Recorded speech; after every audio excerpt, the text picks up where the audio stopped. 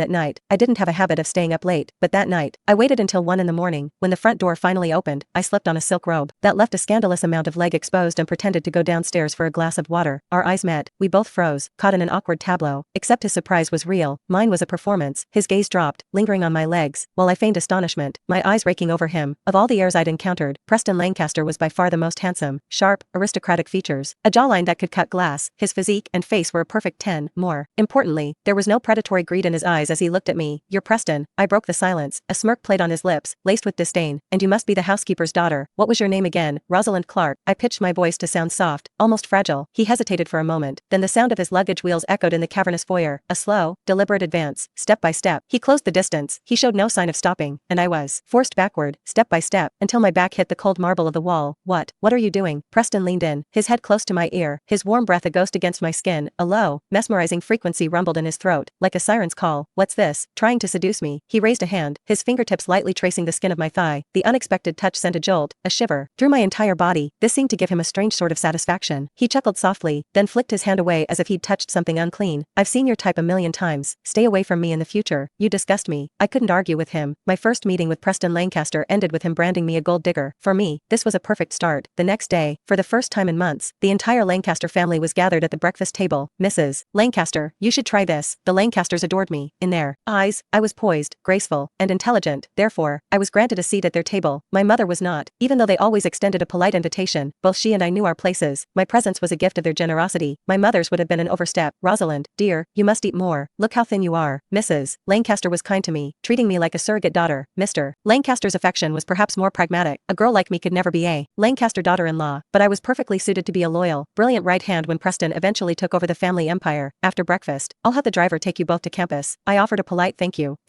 Mr. and Mrs. Lancaster, but in Preston's world, my presence had a much simpler explanation. I was here to seduce him, therefore, every good quality I possessed was, in his eyes, just another tool in my manipulative arsenal. After the meal, Preston cornered me against the powder room door, his tall frame looming over me as he watched my feigned outrage and helpless struggling. Rosalind, don't you get tired of this act, sucking up to my parents so they'll what? Marry you off to me. Give me a break. My marriage will be to someone of my own class. You're just the housekeeper's daughter. Stop dreaming. Preston, your parents are right outside. Aren't you afraid they'll misunderstand? He leaned closer, his voice a taunting whisper in my ear. Isn't that exactly what you want? Mrs. Lancaster's voice drifted from the hallway. Rosalind, the driver is waiting. You and Preston can go to campus together. Strange. Where did that boy run off to? As her footsteps faded, Preston released me. The breath I'd been holding escaped in a rush, and I sagged against the door, gasping. Little rabbit. Preston scoffed, pushed the door open, and left. I smoothed my dress and followed obediently. Outside, the Lancaster's driver was already waiting. With the SUV, seeing Preston get in through the right side passenger door allowed all of it. Their easy intimacy painting the picture.